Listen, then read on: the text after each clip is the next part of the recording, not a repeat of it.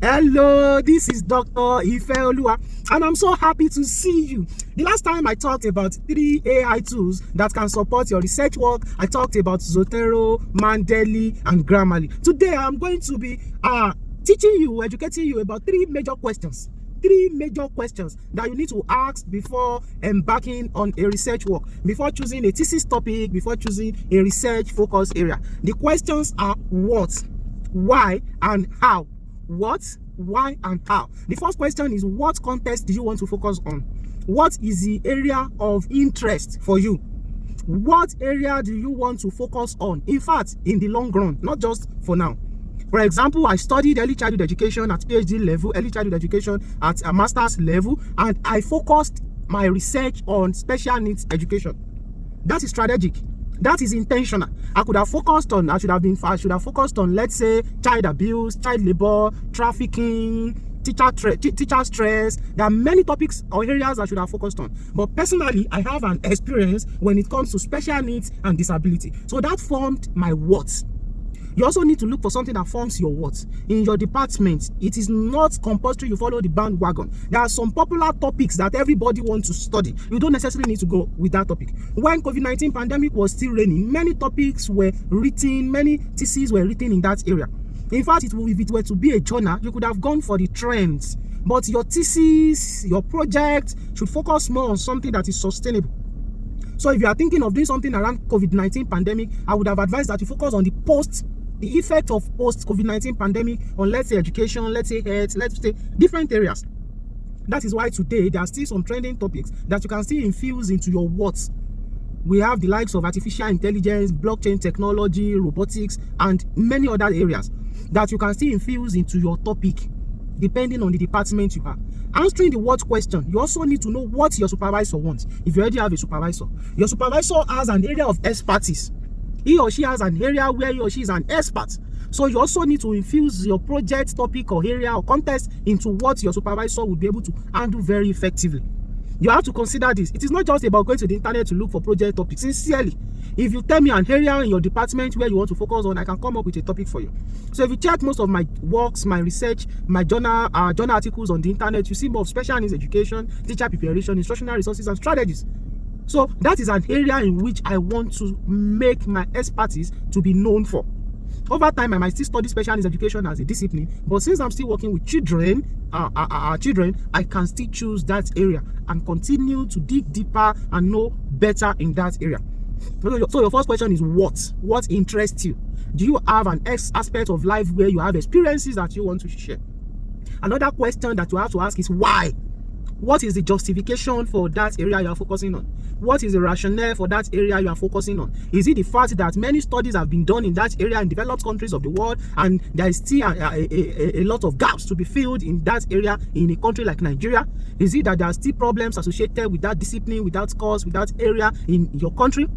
Is it that in some aspects or regions of the country, the issues have been addressed, and your observation shows that in your own region, the issue has not been addressed? So you have to create justification for that topic. You have to be able to research on the internet. You have to be able to gain access to databases that shows you statistics and figures that area needs to be researched.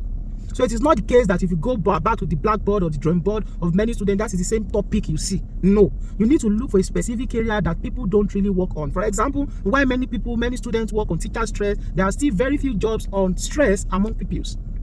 Stress among pupils in Nigeria, there are still very little works that have been done in that area. The focus has always been on teacher.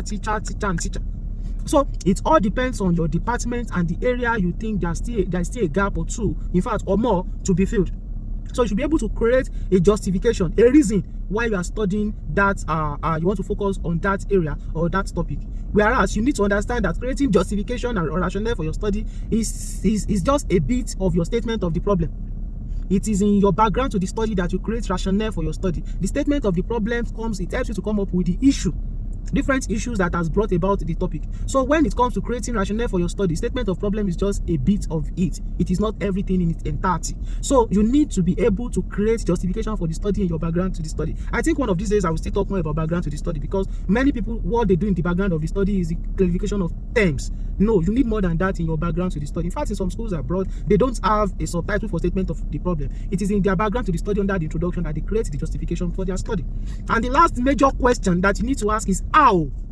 How do you want to carry out that study? Do you have the financial resources to engage? Let's say you are working with schools, to engage 100 schools. If you don't have the financial resources, that is a survey. If you don't have the financial resources, why not go with interview? That is qualitative method, using the interpretivist research philosophy and inductive research approach. Why not go with interview? Then you use the case study research approach. If you use the case study research approach, you can just work with a school or two. Though in Nigeria it is not very popular in different departments that you use interview. They believe that you are lazy, kind of. So in fact, if you are not using interview, you can use the experimental research design. If you are using an interview or you are using an experimental or the quasi-experimental research design, it limits the number of respondents or participants or area that you are focusing on in your study. So if you don't have that capacity to move from one school, from one state to the other, then you have to look for a way to reduce your participants or respondents in that study.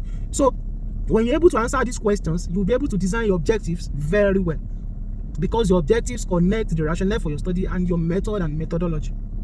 Over time, I will still talk about the different research design and why you should use a particular research design to answer your research question.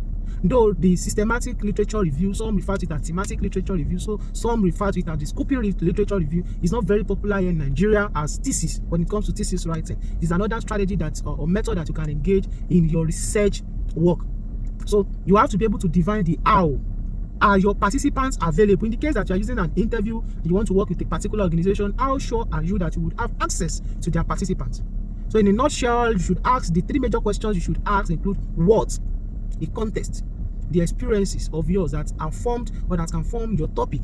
Then the why, what is the rationale for your study? Why this study? What is the benefit of this study? What is the significance? Who are the stakeholders that are going to benefit from the study, and how do they benefit from the study? And then you need to focus on how, the method and methodology. How do you have access to data for your study, and what is the rationale for using a particular type of data, your data analysis, your interpretation and discussion of findings. Till the next time that we see, I am Dr. Ifeoluwa. Bye.